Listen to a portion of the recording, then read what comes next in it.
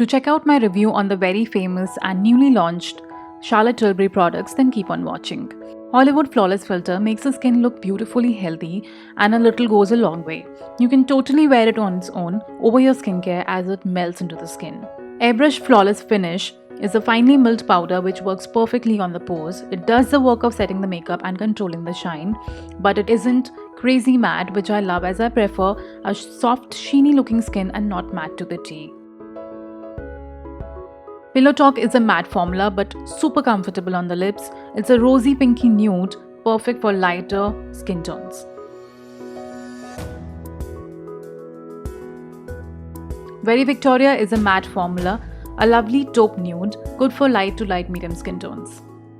Stone Rose is from her K.I.S.S.I.N.G lipstick range, which has light diffusing pigments that gives full-bodied and luminous pout.